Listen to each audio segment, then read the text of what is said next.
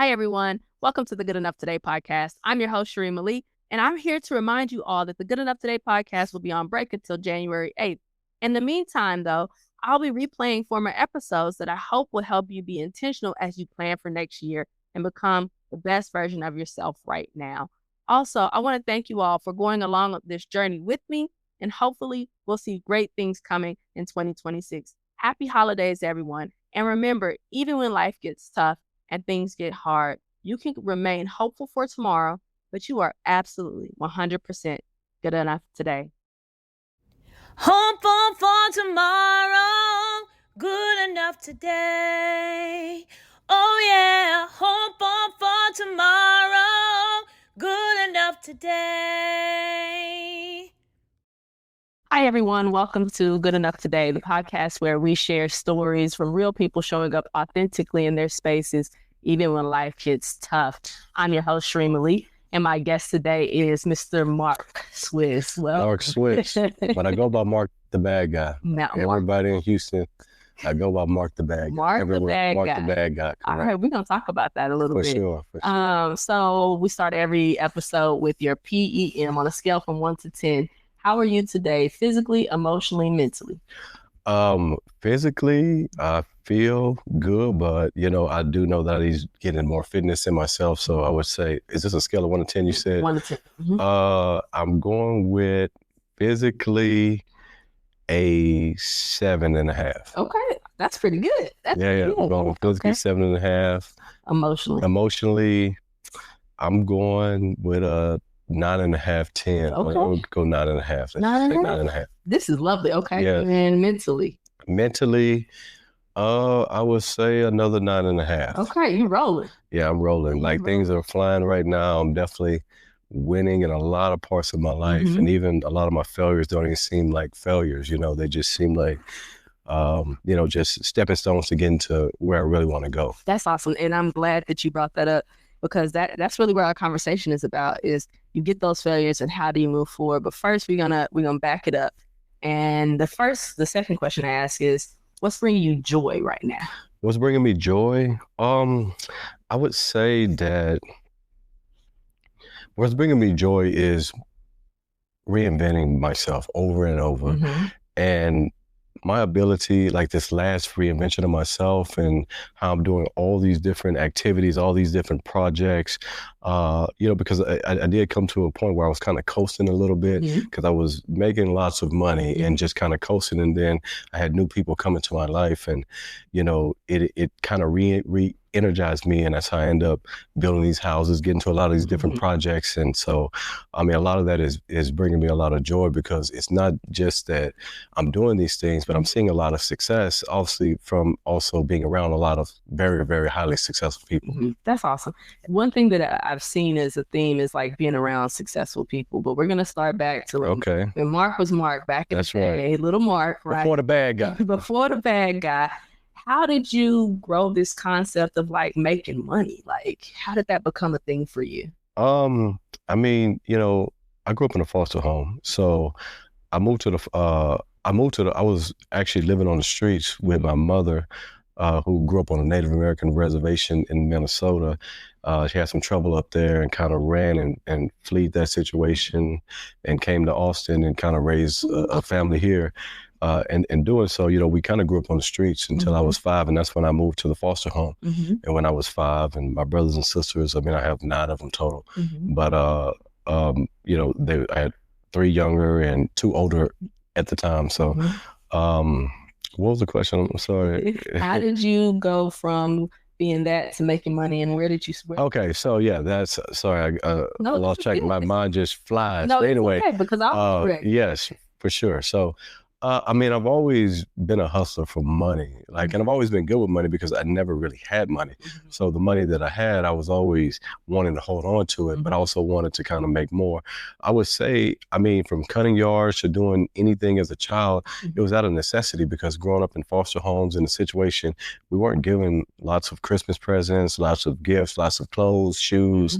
We didn't really have a lot. So obviously you have to learn to get it on your own. Right.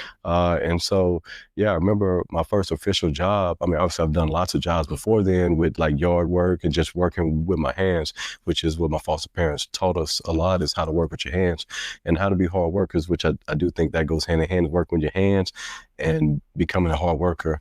But I remember working when I was 15 at a popcorn stand at Robert Mueller Airport. Yes. Before Austin Bergstrom, it was Robert Mueller, and I worked there at the popcorn stand at 15. Because I was legally able to work. But before then, I used to catch the bus to Robert Mueller and return the carts for a quarter. And so I would rack up, I can't even tell you how much money I would make, but I would rack up a lot because there was another older guy doing it. He would be mad at me because I was out there hustling. Yeah, I was hustling, just trying to rack up carts for quarters. And so do you recognize that that's unique? Like all of us don't grow up. For sure. I do think that, agreed. I do think that the necessity really bred a lot. And that's what on the conversation here from Houston, where I was talking about, being uncomfortable or being comfortable with being uncomfortable. And a lot of that, like I try to encourage everyone. Like my goal is to really help people have the faith in themselves that they can survive without someone else paying them. And so that's one of my biggest goals in life, is to really help people just really have that confidence in themselves to make themselves dangerous to the world. So, and I don't mean that in a bad way. It's actually in a good way. But I do think that just circumstance and really plays a big part in a lot of that drive. Okay. And so I'm trying to understand your mindset, and I'm being selfish here. Okay. Yeah, go ahead. Mindset around money, because it's something that conceptually I don't really get, right? I don't get the first off, I get making businesses and trying to get money, right? Yep. But you, I believe, have an innate ability to look at something and be like, this is how it makes money, monetize it, and then actually make the money from it. For sure. So can you kind of walk, I need you to remedial level this thing, right? For someone. So we want to talk about this from a kid to getting there, or we're talking about it from here and from this standpoint? Well, so let's talk about it for if we are a person who is struggling right now. Struggling right now. So let's say I am a 20-year-old and I'm struggling right now. Yep. And I don't really know my direction. But I know I have some skills. I have this. And then we're going to talk about, your story of how did you traverse them? Because you went to college, you did different things, and you ended up here. But if you were a 20-year-old and trying to figure it out, and you said you need to be able to make money for yourself. Correct. How would someone who has no direction, no understanding, what would they start? Okay, so where they would start is actually looking for direction. I think that in my assessment of the world, the biggest problem a lot of people have is they don't have direction and or they're not seeking direction. It's almost like Drake said, and I was trying to get it on my own. That's what everyone is embedded in all of our mentality, is just kind of do it on our own. And it wasn't until later in life that I realized the importance of finding direction and having mentorship. So for that 20-year-old, the first thing that I would employ them to do is to use all that drive and motivation and obsession, because it takes obsession. Use that obsession to go find the mentor that's going to give you the direction, because that's the biggest cheat code in life. I used to be a big proponent of going to college and doing the education route, but right now where I'm at in my life, I mean, I just know how to make millions just, directly. Like it's almost like every single thing I touch and thing is just, it just goes and it's working because actually I have the blueprint. Right. And as I help other people do that, I can see the similar levels of success because I'm just giving them the right direction. But kudos to them for consistently deciding to keep coming to me, as opposed to a lot of people will say, oh, I know you're busy, and they use those excuses as opposed to just, hey, what I'm missing is direction. Now, you can find direction on your own by actually just going and learning and doing things with trial and error, or you can go get it from that mentor. And so that's where the obsession comes in, to go and say, hey, this is who I want to identify. This is who I want to kind of get direction from. Let me go be a valuable asset to this person. Let me continually show this person. Let me keep being in this person's sight, vision, where they go, where do they hang? Like, I want this direction. And to me, that is it's the ultimate cheat code to just making money, making a living faster. We're not just talking about making money. Everything I'm talking about is $1 million advice. It's not how to survive, pay your rent, do that. Like every advice I'm going to give you is all about how to be a millionaire. And it's learning how to live life at a different level that's unlocked. And so I know a lot of this may not make a lot of sense, but I just want to set that as a preface. No, I think that's great, because you said a couple of things, but one thing that you said was it's not about survival. It's about actually what you're talking about is a level of abundance, right? And you see that's like a word right now, it's abundance. But really, you're talking about living at a level that's something that most of us growing up don't see. For sure. Right? And so can you take me, and we're going to talk about also how do people recognize those opportunities? But first, how did you go from Mark growing up in foster care to being able to recognize these opportunities and then also take advantage of them when you saw them?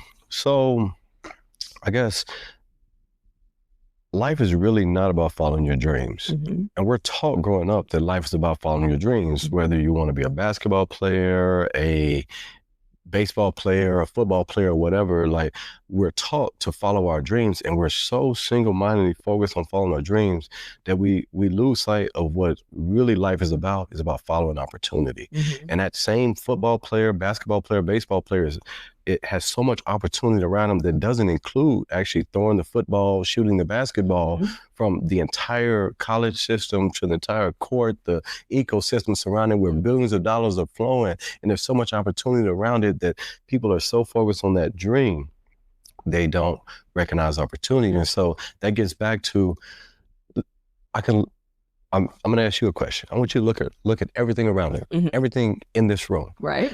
Point to me something that's not $1 million business.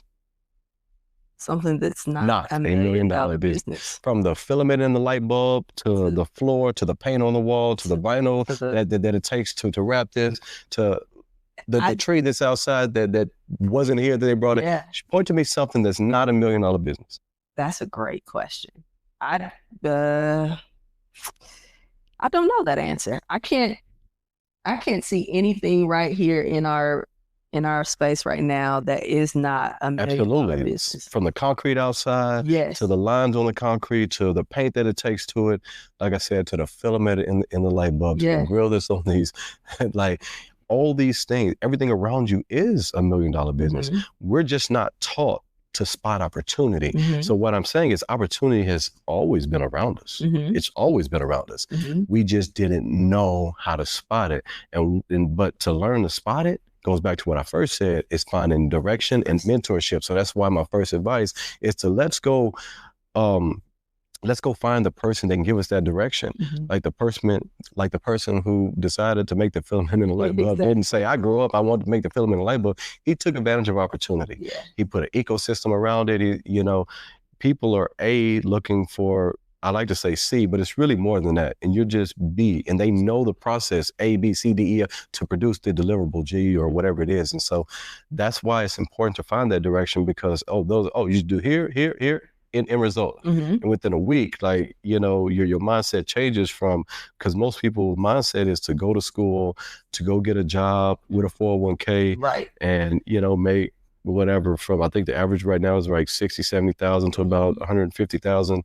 Obviously in Texas, I'm talking about Texas numbers, but we're not taught to say, how do I make that in a week? Or how do I provide make a company that provides 401ks for people, right, so that they can do that? And so a lot of it is just kind of re-indoctrinating yourself. Mm-hmm. And so my biggest mission right now is really helping people to not be afraid to reinvent themselves, because most people, I'm sorry, I'm dominating this conversation, and I just have a lot to say, especially about growth and these type of mindsets. This is great, because I'll let you go. People won't have this opportunity. So don't think that you're talking as much, sure, because I think that, we see Mark the millionaire. Uh-huh. But we don't know how Mark became the millionaire. For sure. And we don't have the opportunity to hear from you and to understand where that confidence comes from. Yeah. And so the fact that you're willing to and giving the story, it's going to be invaluable to people. So don't think that you dominated, because I'm over here like, listen, let me take some notes, because I need to see how to take these opportunities, for sure, that I can do what you're saying, because I would love to. But I can honestly tell you that I'm also the person that's like, I don't want to bother Mark, because he's busy. And I think that is what I hear from so many people. They're like, I know you're busy, and like, hey, you know what? I just saw an Instagram that I was sending around to a lot of my friends or whatever, showing them how billionaires, one of the biggest traits that the guy said when he assessed billionaires in his study was they assert themselves into things because they just want the result, and they just need to get it.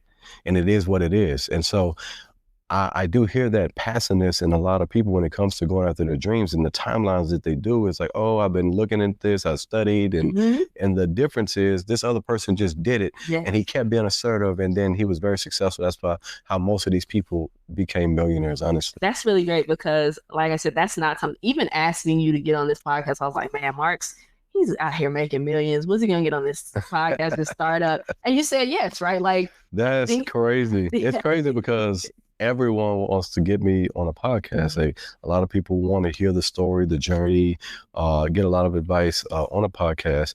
With Cheremma, we grew up together, obviously in East Austin. She lived not far from the foster home I was on. And I just said, hey, I'm coming to Austin soon. Hey, let's do it. And I do make a habit of turning everyone down. And everyone. I don't even know why I didn't say yes. It's crazy, to be honest. Because honestly, and if I hadn't though taken the opportunity, then we wouldn't be here. And I think that that's just going to what you're talking about. Exactly.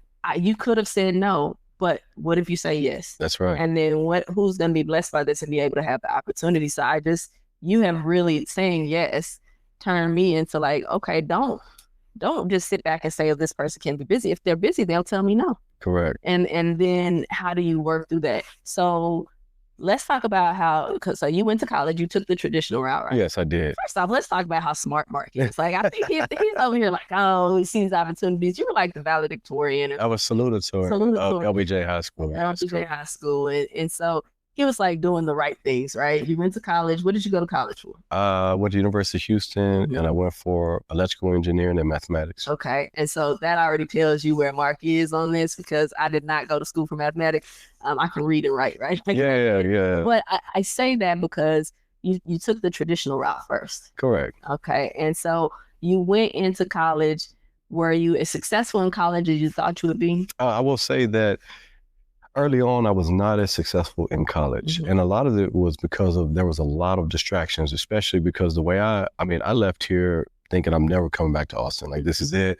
I packed up my car because I saved up money in high school, and I bought multiple cars. Obviously they were $1,000, $1,500, just kind of beater type of cars. But I packed my car and I was like, I'm going to Houston. I'm just finding a new life. And so there, I was always smart, and I did good at math and other subjects I wasn't as interested in, like the geology and stuff like that. But there came a point in my life where it was a lady, her name was Miss Robbie Evans.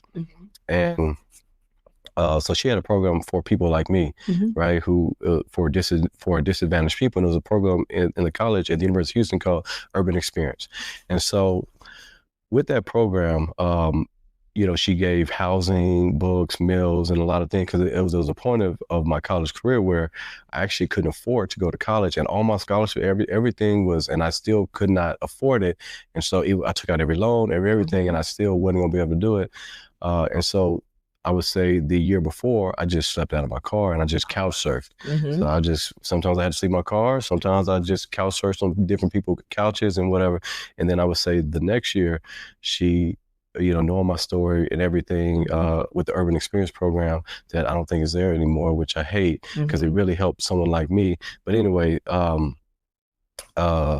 she took me into the program where she took my books, she took over my housing and stuff like that. But anyway, I would say I was about a year into the program, in which I remember she pulling me to the side, because obviously you have to do a lot to help back and, get back to the university and different things. And I remember one time she pulled me into the room and she said, Mark, the people that have the dot on their head, the Indian students, they're all like the 4.0 students. They all have high GPAs, but they're always the teacher's assistants and all that in the college system. She said, why do you think that they make better grades than you?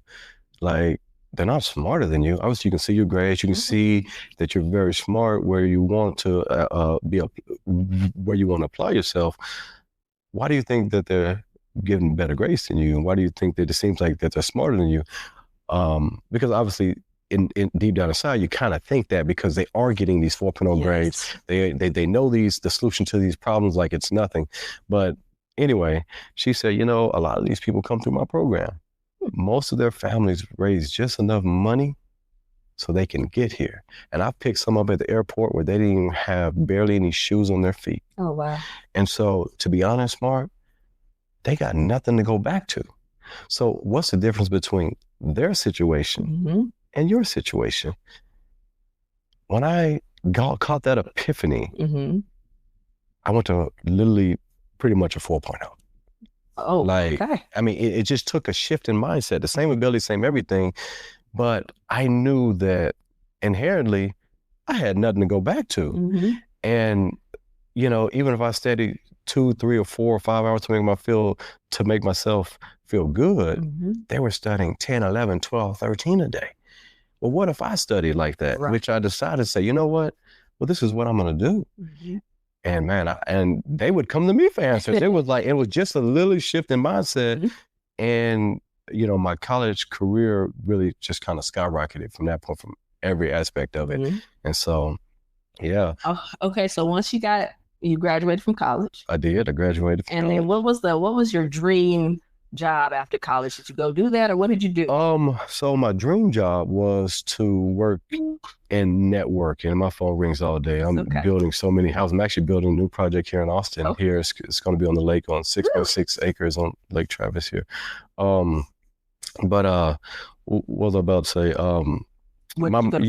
So my dream was doing network communication. Mm-hmm. And so obviously being in tech, and obviously I graduated college in 2007. And so, you know, obviously being in tech and working for Cisco, which was the human network, not the food company Cisco, but doing things like that. And so then I looked at the price of living in California, and I just, obviously I knew deep down inside that I was going to be an entrepreneur. Mm-hmm. Like in Austin, there was this program called the YEI program. Yep. that Listelle's, a family member of mine, had got me into. She's a big advocate of mine, and I love her to death. And she got me into the YEI program. Mm-hmm. And, you know, and that was about teaching entrepreneurship. And she'd always call me the next Michael Dell. That she would always say that. She would always say that. And so inherently, I kind of knew that I was going to be an entrepreneur deep down inside. And so I said, you know, I can go do this where I'm doing something that I think that I like or whatever, because I'm not totally sure how it's going to be in the workplace, but I love doing this while I was in college and stuff. Mm-hmm. Obviously, you hear those statements from people who, obviously, like I said, a lot of these statements come from not enough information for the people who are saying these statements. There's not enough context, but saying, do what you do at this job or whatever. But I don't believe that to be true at this point in time in my life. That's why I'm saying that. But I ended up working oil and gas because it was they just paid more money. Right. And I remember, you know, it was like, I think Cisco was paying right around the same price, but the cost of living, and I think out of college, I think I was at 75-ish, I think 73,000 a year at the time, starting off as a starting salary, which was obviously engineering was the highest starting salary of all bachelor's degrees. But I chose to stay in Houston and just get the money because I knew it wasn't going to, I was like, hey, oil and gas, we can figure this out. And I'll be working on my business the whole time until I get my exit plan. So that's kind of was my strategy. So did you create an exit plan and then actually execute that plan, or did you see an opportunity and you just went for it? No. Actually, this is like, I'm years in, and actually what happened was there was a guy who worked as a electrical engineer as well, and he had a going away party. So he had a going away event, and at the time he was making $30,000 a month. And I remember we would talk about doing this internet stuff because I was doing websites at the time, but he was doing the entire internet marketing ecosystem. He was doing more of the ecosystem, and so I didn't really understand at the time, but I knew that he knew things that I didn't know. I knew he wasn't smarter than me. I knew he was a smart guy because he was an engineer, but I knew he wasn't inherently just smarter than me where he has knowledge that I don't have. And so, he was a guy who, I remember his going away party. I went to his going away party. I think it was at Flying Saucer in Sugarland, right by Florida. And I just remember that being my dream. It was my dream. Like, one day, this is going to be me. Yeah. I'm going to have my going away party. I'm going to have my business. I'm going to be living anywhere in the world free. And so, you know, I kept, you know, attaching myself onto that guy and kind of asking that guy to be my mentor, right? Anything he invited me to, I would always just kind of show up and whatever, because I recognized him as somebody who can help me. He knew things that I didn't know.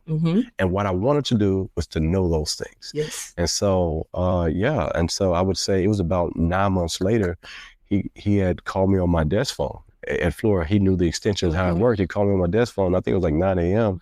And, you know, he said, hey, I got a business opportunity for you. Are you free today? And I think a lot of that stemmed from, because I mean, I would post on social media because I was doing a lot for foster children at the time. And I think a lot of that also stemmed from him watching what I was doing with a lot of foster children. I was part of the Friends of the Depelchin organization, which is one of the largest independent foster children organization in the United States or whatever.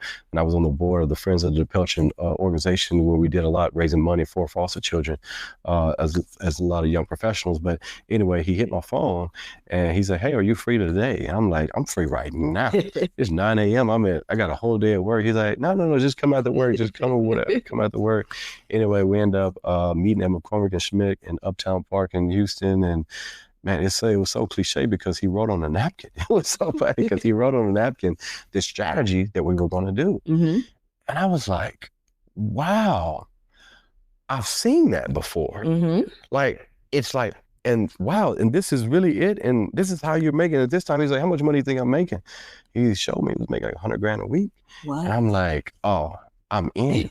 And then he showed me the strategy on the napkin. I'm like, it was so cliche because it's on the napkin. He wrote it on the mark on the napkin. And yeah, that napkin was a blueprint to really just skyrocket everything from there. Everything. And the money I made from, I cashed my first $10,000 check. I literally worked a few hours. I would say probably 2 hours tops.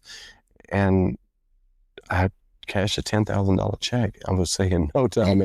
But it taught me a very valuable lesson in life, that life is too short to struggle through life to figure it out on your own. The key is to get the answer from the people who have the answers, like mentorship, which is why I go back to the first thing I told you is direction, and finding direction is. How do you have that confidence though, Mark? Like, how do you have the confidence? How do I approach Mark, the bad guy, and be like, "Mark, help me figure this out"? Because again, I'm coming from East Austin, right? I'm seeing you as, and I think that's sort of in our mindset, right? You grow up and you see people, you're like, "Well, I don't want to bother you, but can you help me?" And then you have that kind of pride. I don't want to really beg. So how do you have the confidence to set your ego aside and say, "I'm trying to do this, and if you tell me no, I'm going to ask the next person"? How do you find that confidence? Like I said, to me, that gets back to the obsession. It's like when a woman is obsessed with finding something on a man, and she usually after a while finds it out because she's obsessed. Well, that's an unhealthy obsession, or maybe a healthy obsession if it helps them in their relationship and moving on. But there are healthy obsessions. Like Kobe Bryant had healthy obsessions that I would say were healthy obsessions, the way that he obsessed over it. And so to me, that's where it starts, identifying that this is what I need, and now I'm obsessed to get it. Okay. And I guarantee you, I'm going to find somebody that can help me with any of these things. There are people that are doing it, and that are millionaires that are doing it.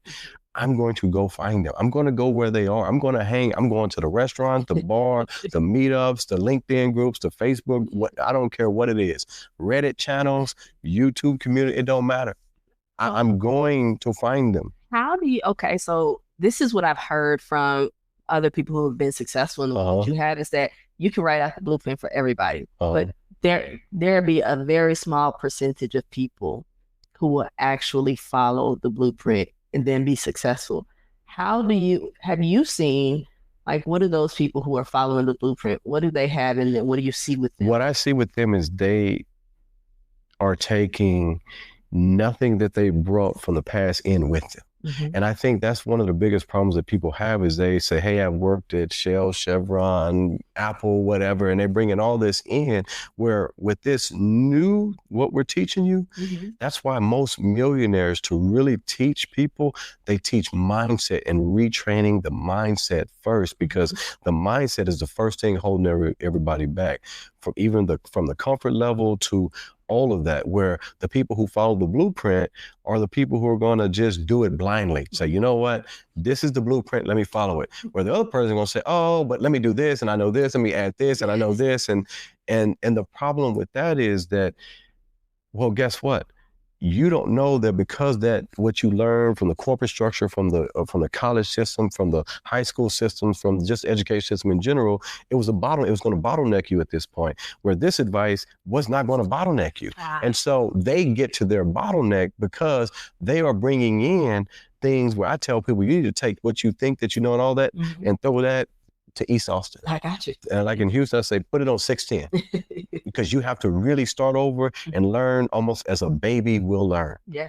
You got to really relearn the English language and really redo that indoctrination that was done to you. Now, you mentioned a couple of times about your mindset and having to change your mindset. Have you always been open to mindset changes to kind of make yourself better so that you can get what you want? No. Obviously, that comes from continually putting yourself around different people and giving yourself different experiences to allow yourself to grow. And once you start to allow yourself to grow, that's when all these things start to change for you. All these mindset shifts, all these things. So obviously, when you grow up in a community and you're like, oh, well, everything is kind of closed off, and you like kind of shun everything out because you're living in a bubble. But then as you get introduced to more people and you bring those people in to that bubble, and it grows that bubble until after a while you realize that, hey, I don't want this bubble anymore.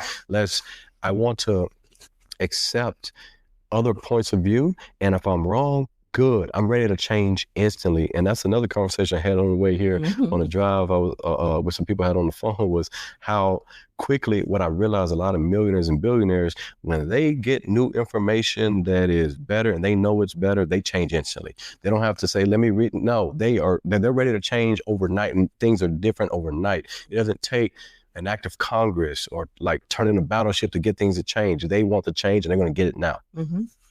So you got to move at a faster pace. 100%. That is one of the biggest factors for success, is to move at a much more accelerated pace. Like, have so many stories, because I push people. I'm like, look, what you think takes 6 months, we can do that by this weekend or in 24 hours. And I remember recently, it was a woman who has a book coming out, and she was telling me how, hey, we're doing this, I'm gonna have it done in 4 months. I said, if you're serious about this, you would have this done in 2 weeks.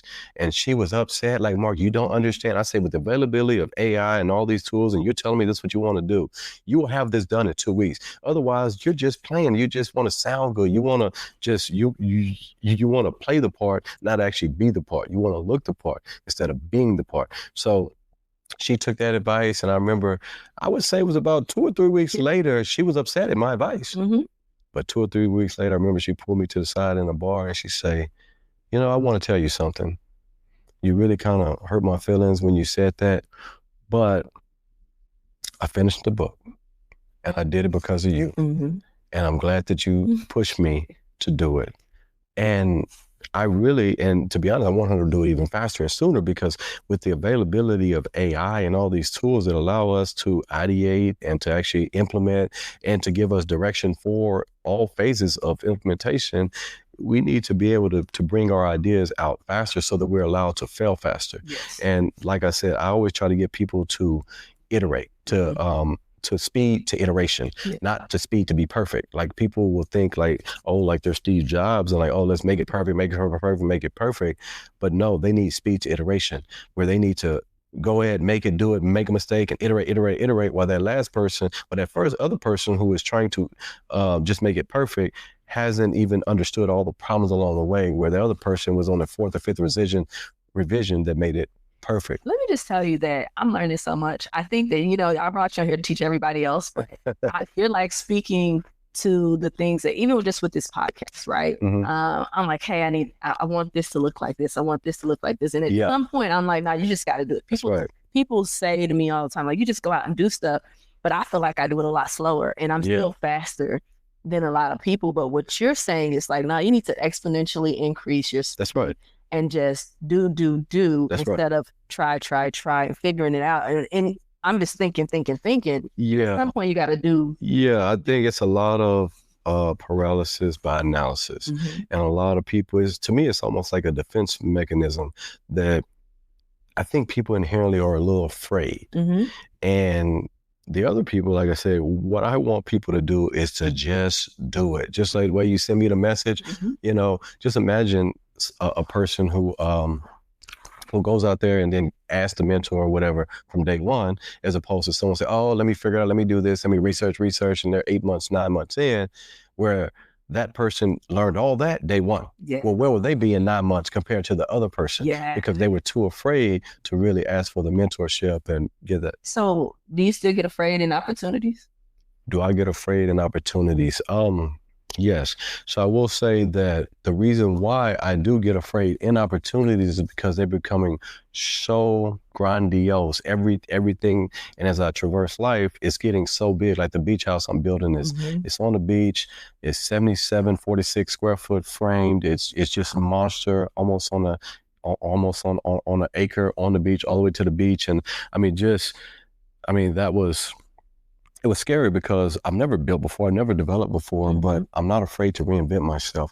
And I did know that getting into development was another phase that I want to reinvent myself in. And so, yes, was I afraid? Yes, not just because of the task at hand and that I'm not hiring a GC, I'm the GC, I'm doing everything, I'm going to do everything. Yeah, okay. You know, I'm going to have to learn all these skills, all these trades, all the way from the piles in the ground, which, Yes. I have these 12 by 12 hempers with 0.60 CCNA. Like I have to learn all this stuff. We're putting them 18 feet in the ground, 14 feet in the air because we had to be over base flood elevation. I have to learn all this. It's so much to learn with every aspect of the house, every aspect that, yes, it can, I'm not afraid of that.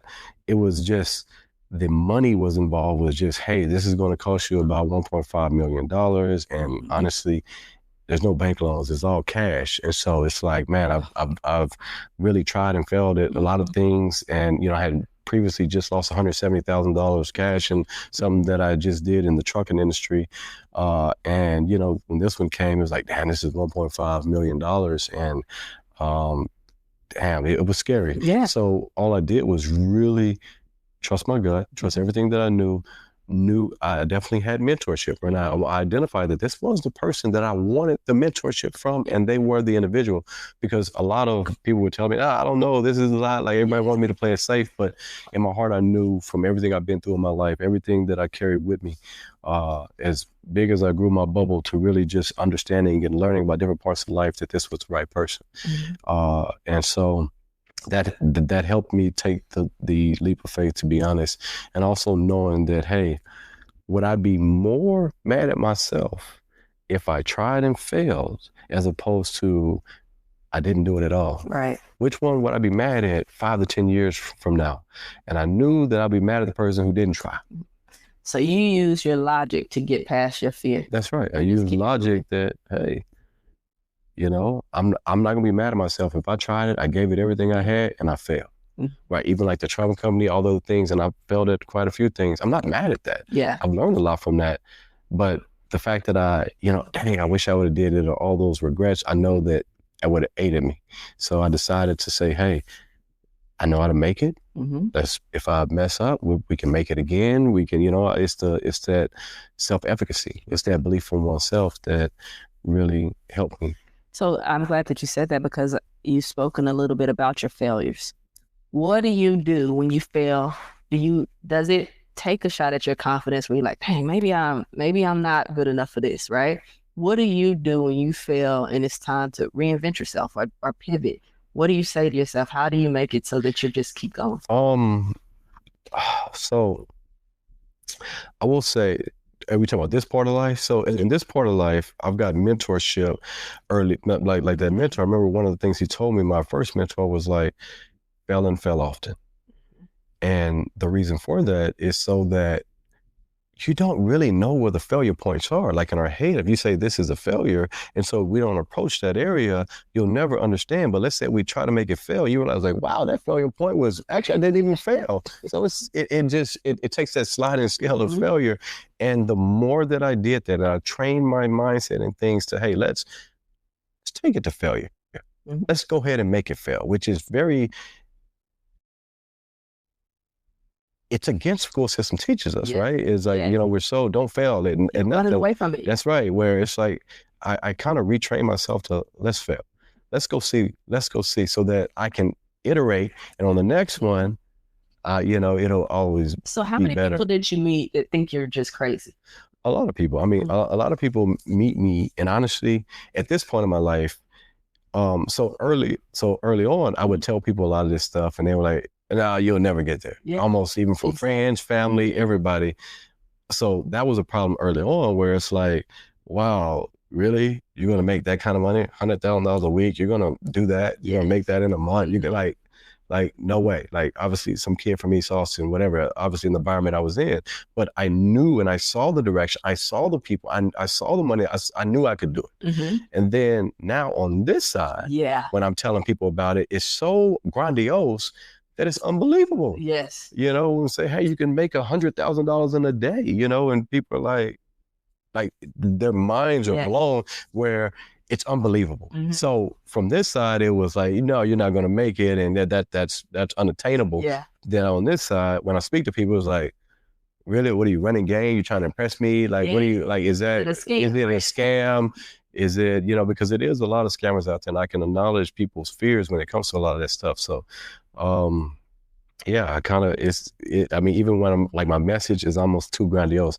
I remember giving a speech at the University of Texas to the football team when they first got the ability to do NIL deals. I know Vince Young, and he had brought me out there to the university, and I was telling these players how they can make millions of dollars on themselves and not focus on getting money from other people like that, because that's what I'm good at. That's what I was doing, and I was whatever. And so, you know, it was so big for them that they were like, no way, not me. Right. And so what I'm saying is, even from a college star standpoint, they really couldn't even see it.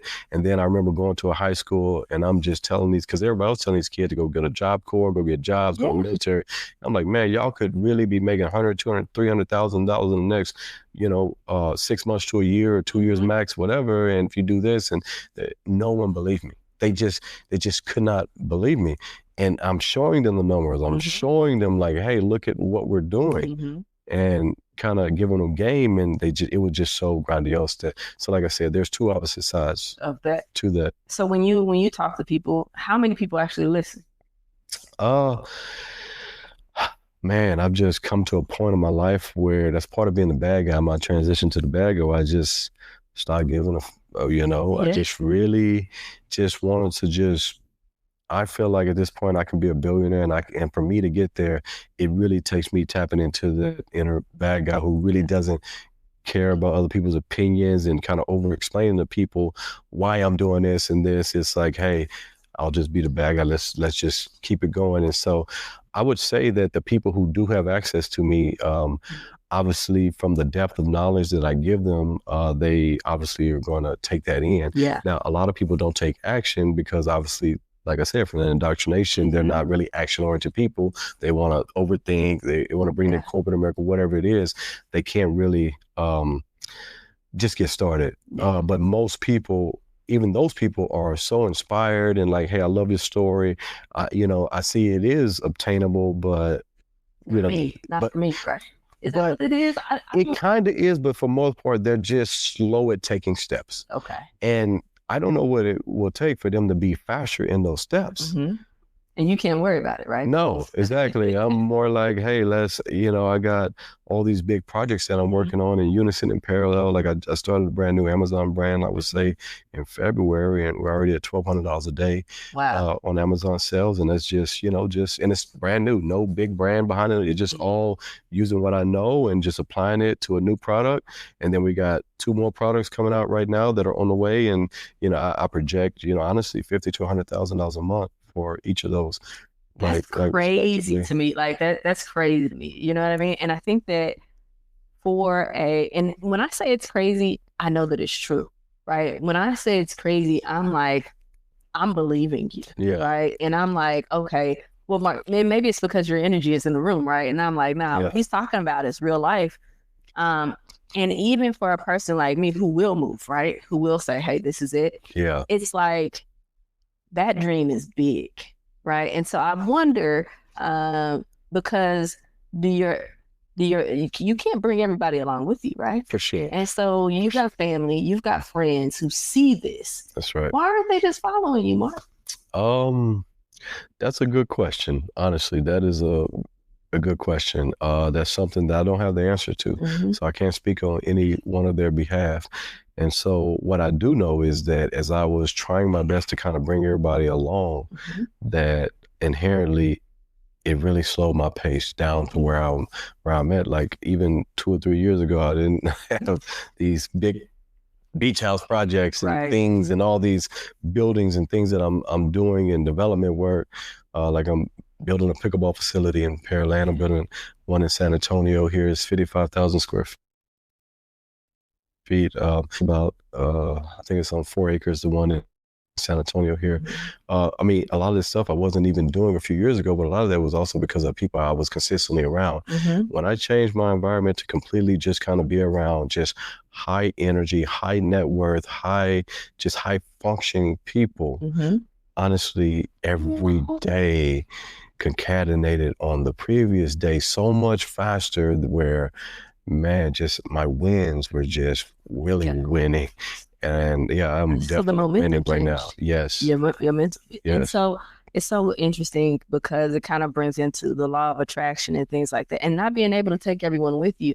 I feel like that's like people come at it as a negative thing. Like you have to punch people in the face and be like, get away from me. Yeah. But I think that what you're saying is at some point your energy has to take you in the direction that you want to go. And if somebody's willing to put in the work, and ask the questions and be there and do what's supposed to happen, then they can come. For sure. But and I think that was one of the biggest problems was most people just don't want to put in the work. They say, you got a blueprint, teach me, unless it's almost like growing up, you're taught to streets with like drugs, right?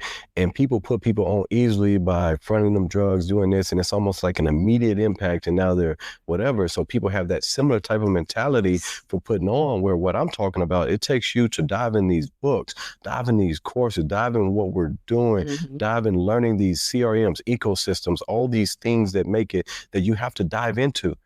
Right. And it's not like a formal education, but you really got to you got to know it. You got to dive in here and learn it almost like you are going to law school without the law degree, or going to medical school without the medical degree. And you really have to get in. And most of these people aren't willing to do that because they just want the kind of like the drug dealer type of put you on type of mentality. And that's what I think that when they hear you say, okay, you can make $10,000 in a day, right? I'm thinking, oh, yeah, drug dealers do that, right? Yes. But I don't think that people. Some people told me I was a drug dealer. I'll never forget. I'm out popping bottles, and one guy was very adamant that I was a drug dealer. That's the only way you can make that money. Right? That's. I wonder, like, because we discount the hard work, right? Like, I think that if you say, Cheremma, you can go and I can teach you how to make $10,000 a day, but it's going to take you 5 hours a day for 10 days and then 3 hours a day for this long, right? If people hear that, then it starts with that $10,000 doesn't sound that great anymore. Now you're also talking 5 hours a day. I'm talking about 15 hours. I'm talking about, I do this consistently. I'm up 11, 12, 1, talking to China. I'm tired throughout my entire day. And I'm talking to China, which I'm getting a lot of my supplies there because it's actually almost 1/10 the cost. And, you know, obviously with the logistics and everything, but yeah, 5 hours, that ain't enough. Yeah.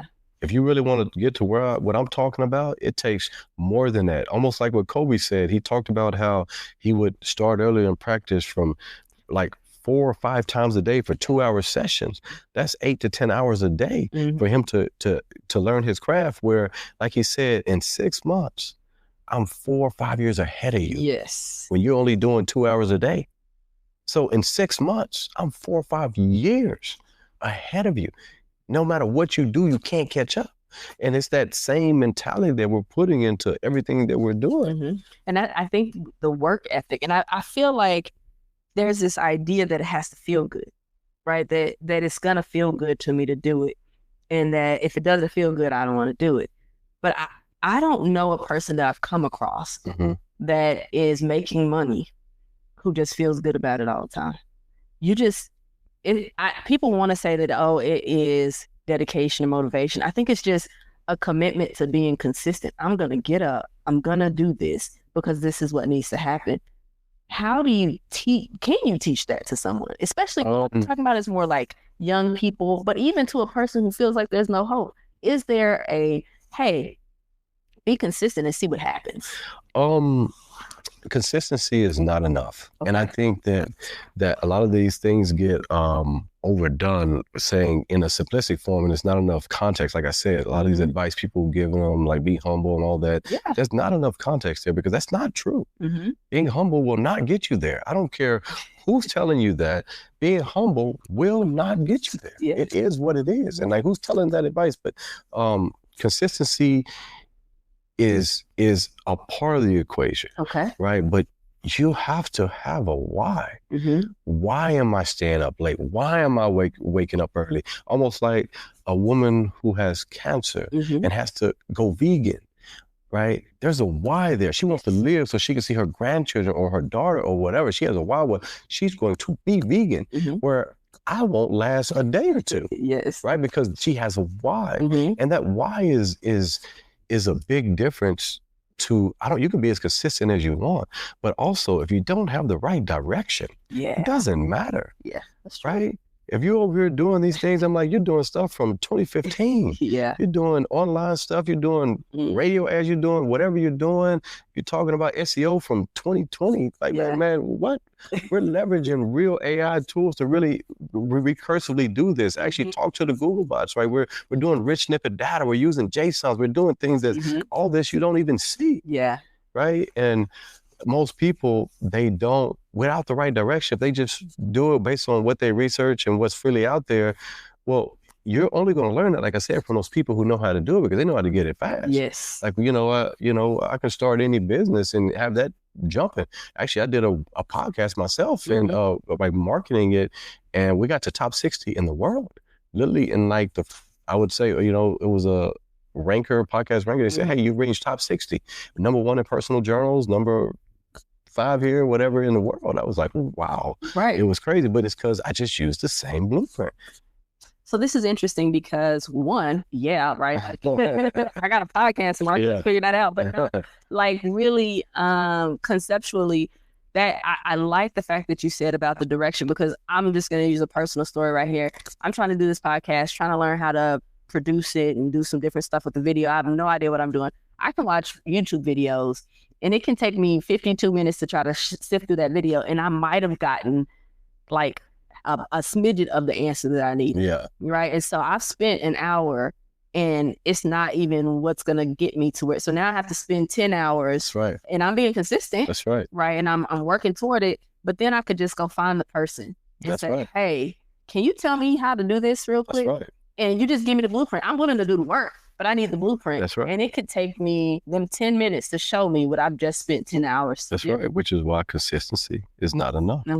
And I think that that's really an important point. I actually hadn't thought about it that way, except that I was really just doing that YouTube thing. And I was like, I got to go find somebody because it's wasting my time and I'm not getting what I need out of it. Because you don't have the right direction. Yes. I mean, my YouTube channel has lots and lots of views. Like one of my channels, we have over 3-point-something million followers, and where we reach millions and millions of people weekly. And a lot of that, my work process is so smooth that it's like bam, bam, bam, bam, everything. Because I mean, obviously, I have a work process that is just so fluid and fast that it doesn't take a lot of time to be honest. No, I think that's awesome. I'm going to be respectful of your time, so I'm going to ask you a couple more questions. All right.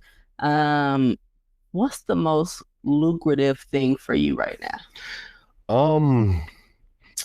I would say the marketing stuff, because it just dings, and the Shopify stuff just comes in on autopilot. It's hard because I'm just making so much money in different ways, where this one I may have a valuation, that one I don't have a valuation, because once you get real high level mentorship, you're not just looking at profit, sales, you're looking at the valuation of the company, right? Which is almost like a 10x multiplier on your revenue. Yes. And so once you understand that, you can, you're making different type of decisions, right? Even if you're just breaking even, but the valuation, what you sell it off at, is just different. So it's hard to really pinpoint a lot of that. But I will say that definitely this development that I'm doing, building properties from the ground up, is very profitable. Obviously, I think I'm going to be about 1.5 million in on my beach house, where I think really around 1.35 to 1.4, but it'll be worth $3.5 to $4 million. And this is almost like an 8-month process or whatever. And so just seeing so many opportunities and taking advantage of that and doing these in parallel and leveraging against it and using, to me, it seems to be the most lucrative thing. And well, actually, I have two questions. We didn't talk about Mark the bad guy. Okay, go ahead. So what does Mark the bad guy mean? Because I don't feel like you're a bad guy, right? Well, when you say Mark the bad guy, what's that mean? Let me see. So I just remember in corporate America when I had a clean cut. I was always clean cut. I was always kind of that guy who always was clean cut. I always made sure I had a lineup, a fade, all the above. And I remember a guy told me, "Hey, Mark, why don't you get a mohawk?" And I was like, how many Supreme Court justices, how many, judges, how many lawyers, doctors, that's not a professional cut. And it's not a professional way of, handling yourself. And I remember just hearing myself say this, and I'm like, really, is this really me, or is this a representative of myself that I want the world to see, so that they can say that I'm good and I'm complying with the world? And I remember it was all these epiphanies that came where eventually I realized that on planet Earth, I came to the absolute conclusion on planet Earth that good guys finish last. And it is what it is, almost like good girls finish last. And Eleanor Roosevelt, she has a famous quote that says, "Well-behaved women seldom make history." And a lot of for women even to wear a lot of things that wear today, women had to be chastised because women had to wear things past their ankle, and obviously the bad women, the bad girls, had to take the slack throughout history. And so what I can say is, for me to get to where I needed to go, I knew that I had to not just conform to what the world wanted me to conform to. So it bred being Mark the bad guy. I hear you. And the bad guy just stopped giving about over explaining things. Just like, oh, well, no, this is why I'm doing this, why we need to do it this way. And people don't know. They're like, you know what? I don't have time for that. I'm just the bad guy. Let's keep mushing. For like a person who needs to make a decision and their mom don't agree, their sister, their family, whatever don't agree, and they know that, hey, just go, It's almost like, Steve Jobs, he has a quote with Apple. They did a promotional experience, I think in the 80s, where they talked about thinking different. And they had a whole commercial about rebels, the troublemakers, the round pegs in a square hole, the ones who see things differently. They're not fond of rules, and they have no respect for the status quo.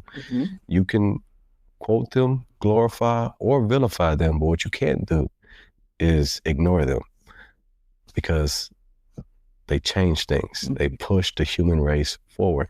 And to me, I needed to tap into that version of myself.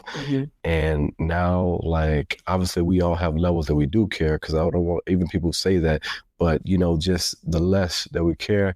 I walk in rooms with my arms wide like this, and that's, this is how I walk in places. Yeah. And I think that, you hear bad guy, but what you're talking about is just, I can't care enough about what people have to say, because if I do that, it limits me in my ability to move forward. Agree, but that also applies in the workplace, right? When because a lot of people are being a suppressed version of themselves and a condensed version of themselves in the workplace, because their ideas and everything they're doing are being suppressed, because they can say, hey, they can bring it to their boss, and they say, no, next quarter, next year, bring it up, whatever. They just tell them no and just shoo you out of here, where you really need to iterate on that idea. Whether you're successful or you fail, you learn and you grow, and you're not allowed to. But because you can't push the issue, because you need to be good in the workplace, you are limiting your opportunities. And I remember when I decided to be the bad guy, I was still in corporate America at the time, and I didn't care anymore because I was already making lots of money, that, I would push it. Yeah. And I just remember I would have never did that had I had that other mindset. But because I didn't care, I'm like, go ahead, fire me. Yeah. I don't care. I'll take unemployment. I don't care. While I, which is the tip, just getting it free while I'm on my way out. That was and they were like, oh my God. We knew he didn't know what he was talking about. I'm like, most people wouldn't talk to that type of person like that, or push back at that level where you standing on it, well, like, fire me, I'm not doing it, or this is not right, and whatever, because they live in a corporate structure. And so that also suppresses people even in a corporate America structure. And so once I harnessed that, even in corporate America, I actually got more advances faster because I harnessed that until a point when they were like, all right, you know what? You're too much. You're too much. That makes sense. Okay. And so you mentioned earlier that your goal now is to teach people how to do this in some way. Do you have no, one of my goals, like I said, is a few goals, right? To get people to not be afraid to reinvent themselves because life really is about not being afraid to reinvent yourself. Almost like a rapper from the 2000s who had the same flow, same everything, but they're too afraid to reinvent themselves that they're just hanging on to that same flow they've been doing and they're just surviving. And I got that from Andre 3000. I watched something from him and it really encapsulated. I was like, wow, that's how he explained it. And I was like, you know what, that is exactly what I'm trying to portray onto people. And then also helping people have the faith in themselves that they can survive without someone else paying them. So those are kind of two things that. And how are you doing that? Well, number one is leading by example, right? And showing how what I'm doing, but also being transparent, right? As I'm posting these things, I'm making a lot of content, a lot of videos, and all of it. I don't have anything, no paid course, no nothing, no anything like that. It's all just, free game. It's all free game because it's enough. Like I said, everything around you is $1 billion business, from those trash bags to the trash can. Don't matter. Everything you see, it's enough for everybody as long as they're willing to really accept it. So, yeah, a lot of it is actually showing the progress, also not being humble, like, hey, we're doing this. Like I said, look, we just got a new Amazon store, $1,000 a day. Right now, we're working to get to 5,000 a day and maybe 10 to 15 by the end of the year. And, you know, I'm like, hey, I'm showing people, hey, well, some people might say you're bragging, but hey, there's going to be a lot of people who say, you know what? Wow, I saw him when he started from the beginning. So my phone, I have so much stuff going on always. Pre-book launch, let me just do that. But anyway, yeah, so. All right, so last question. This is always the last question. Well, actually, there are two questions. One, what does good enough mean to you right now? What does good enough mean? Can you explain that further? So we're good enough today, right? Where this is right now, what I am is going to be good enough for me to propel this forward. It's not comparing me to yesterday or tomorrow. Right now, what I got, if I got 30%, I'm giving 100% of 30%, right? And that's going to be what I have, and that's going to still push me forward.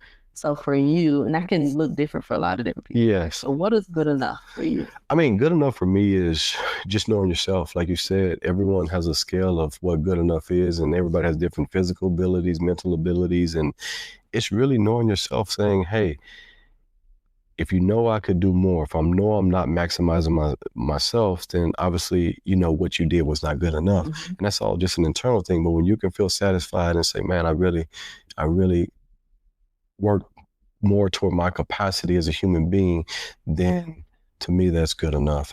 It obviously is a sliding scale for everybody from ages, size, man, woman, whatever. But yeah, to me, it's really understanding yourself in that way. That's awesome. I hate the fact that I say that's awesome all the time, but so it irritates me. But it's one of those things. Last question: what would you say to the person, young, old, whatever, that wants to make a change and they need the advice, and you got a few seconds to tell them? What's the one thing that you would tell that person that would change their life? The one thing that I would tell that person to change their life, let me think on this for a second. Man, there's so many different ways to change your life. One obviously is, could you say one thing to change your life? It's hard because there's so many different ways to do it, and they all mean something to the bigger, greater scale. A couple. I'm trying to think here. Well, obviously AI is such a big tool, and we're leveraging AI in so many different ways to produce deliverables. The one thing though, I mean, obviously that's a thing that we can do, and there's so many other things, like we can put a CRM system together. We can put just a lot of things to whatever. We can find things cheaper by going to China and other places, going directly to the manufacturer, learning that process, learning imports, customs. So like I said, that there's so many different things, and I know those all make money, but the one thing I guess would be just a shift in mindset, and that's to believe in yourself, that, hey, I can do this. I don't have to just be pigeonholed into I was a teacher. I grew up, from school system, I allowed myself, and I got all my education training to just be a teacher or a nurse or wherever you're at in life. It don't matter. I work at FedEx, Apple. It don't matter. Just to not be afraid to say, hey, let's do something different. And I'm going to give it all I got with all the information I have today. I'm not 16 trying to make an adult decision. I'm not 21 trying to make what I want to do. I'm really 25, 30, 35, 40, 45, 50. It doesn't matter.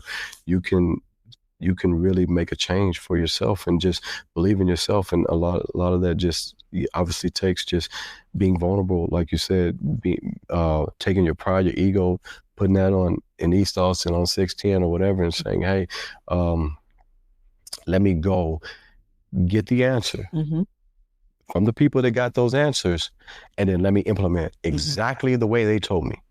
Let me not change a thing. Let me do exactly what's going to get the results the way that they told me, and let me duplicate. And the school system doesn't teach you. They teach you copying is bad and all that's bad. But in the real world, that's what we do. We copy off what works, copy off people's papers. So, I guess that would be my one big advice, is to really believe in yourself and get speed, more speed, do it faster. Doesn't need to be perfect. Speed to iteration, get it out to iterate, make it better. That will change your life. I think that I was going to say is awesome. I just said I don't like to say that, but I thank you. Like, I really am, not only for just showing up, right? You didn't have to, but the things that you're saying, somebody's going to hear this and it's really going to change their life. I think my life will be changed just from sitting down with you and understanding that it doesn't take perfection, right? It takes just moving forward and doing it at a speed so that you can fail. I always say that I'm not afraid of failure, but once I get close, I'm like, well, that feels a little uncomfortable right now. And so thank you for just putting this message out there. We are kids from East Austin. That's right. Just trying to figure it out. And I think that people need to hear it from us, right? That's right. So I agree. I really do appreciate that. And I'm glad you were in Austin. It's just kind of lined up, right? And so I want to make sure that everybody knows where they can find Mark at. You can find him on YouTube. What's your YouTube? Well, everything, I'm at Mark the Bad Guy. You can just at Mark the Bad Guy. You can that's kind of how I branded myself everywhere. And that's where I want to put everything as Mark the Bad Guy. And then my main overall company is Inventive Exposure, INVENTIVE EXPOSURE. I wasn't good at English, but Inventive Exposure.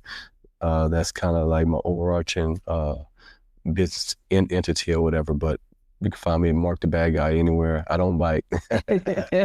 He really doesn't. He's an awesome person. And I just want everybody to remember that this has been an amazing conversation. Please connect with Mark and remember that you can change your life and do the things that you need to do. But we do it as a community and it's not in isolation. So please, please, please stay hopeful for tomorrow. But remember, right now, today, you're good enough. Hope for tomorrow, good enough today.